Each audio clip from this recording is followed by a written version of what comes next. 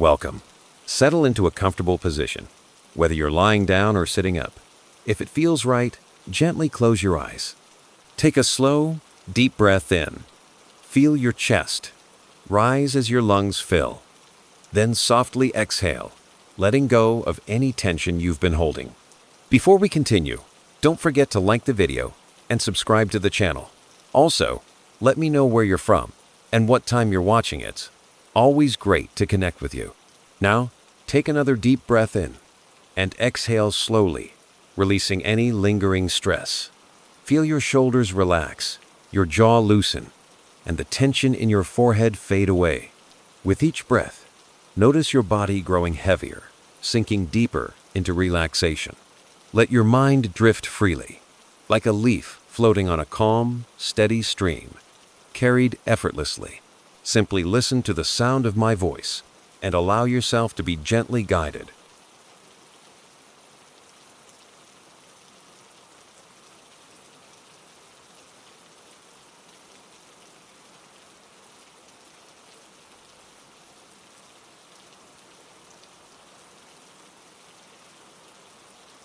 The fluorescent lights buzzed like dying flies, their sickly glow stretching Sarah's shadow across the empty diner. Moonlight Diner was a relic sticky floors, cracked vinyl booths, and a coffee pot that had probably brewed the same bitter sludge since the 90s. The graveyard shift here was always quiet, but tonight the silence felt heavy, like the air itself was holding its breath. Sarah wiped down the counter for the 5th time in an hour, her fingers twitching. The radio behind her crackled with static, the local station cutting in and out between songs. A weather report mumbled something about fog rolling in. Great. Just what she needed, another reason for customers to stay home. The clock above the grill ticked to 1:47 a.m. Rick, the diner's perpetually exhausted owner, had promised to check in by 2 o'clock. He never did, but the lie comforted her. Then the bell above the door jingled. Sarah's head snapped up. A man stood in the doorway, his frame backlit by the neon open sign. Tall, thin, a baseball cap pulled low over his eyes. His hands hung at his sides, fingers twitching like he was counting something invisible. Still serving? His voice was rough, like gravel under tires. Sarah forced a smile. Yeah. Sit anywhere. He didn't. Instead, he lingered near the door, scanning the diner with slow, deliberate turns of his head. The booths, the kitchen door, the emergency exit. Finally, his gaze landed on her. Why isn't he sitting? Her pulse kicked up a notch. She'd worked nights long enough to know the rules. Trust your gut, keep something heavy behind the counter, and never let them see you sweat. The man finally slid into the corner booth, one farthest from the door, closest to the hall leading to the bathrooms, the seat where the light was dimmest. Sarah grabbed a menu, her fingers leaving damp smudges on the laminate. As she approached, she caught the scent of him motor oil and something sour, like old sweat. Coffee. Black, he said before she could speak. No menu. No hesitation. Sure thing. She turned too quickly, her sneakers squeaking on the linoleum. Behind the counter, she fumbled with the coffee pot, spilling hot liquid over her wrist. The burn barely registered. Her phone lay next to the register, screen dark. No texts, no missed calls.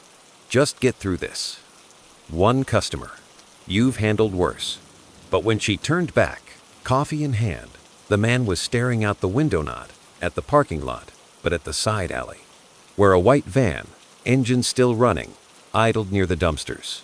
No plates. The man's lips curled. Not a smile. A reaction. Sarah's breath hitched. He's not alone. The radio hissed. The song cut out mid-chorus. And outside, the van's door slid open. 2 figures stepped out. One was tall, broad-shouldered, the other smaller, hunched. They moved quickly toward the diner. Sarah ducked behind the kitchen door, peering through the service window. The man in the booth stood abruptly, tossing cash onto the table. Before he could leave, the diner's door burst open. The newcomers froze when they saw him. A tense silence stretched between them. Then the tall one left Tita, cold, mirthless sound. Well, didn't expect to see you here. The man in the booth clenched his fists. "Get out!" Sarah's breath came in shallow gasps. This wasn't a robbery. This was something worse.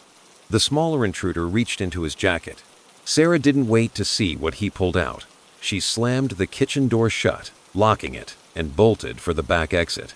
The alley behind the diner was pitch black.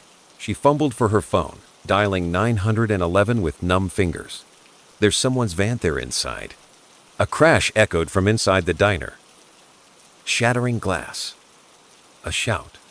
The dispatcher's voice was calm. "Stay where you are. Officers are en route." Sarah didn't wait. She ran. The police found the van abandoned an hour later. Inside, rope, duct tape, gloves. A hunting knife under the passenger seat. The man from the diner was gone. The intruders? Also gone. The officers took Sarah's statement, their faces grim. One of them recognized the description of the vanet had been spotted near a motel where a night clerk had gone missing a week prior. "You're lucky," the detective told her. They were hunting. Sarah didn't feel lucky. She quit the diner that night. But the fear followed her. Every shadow in her apartment seemed to move. Every creak of the floorboards sounded like footsteps. She slept with the flashlight under her pillow. And when she closed her eyes, she saw him, the man in the booth, watching, waiting. Had he been a predator too? Or something worse? 2 weeks later, Sarah took a new job night security at an office building. The pay was better. The doors locked automatically. But on her first shift, she found something strange. The security office had been ransacked. The guard before her hadn't logged out. His badge was missing. And on the desk, a single item sat neatly placed. A black baseball cap. Sarah's blood turned to ice. She wasn't alone. And this time, there was no back exit.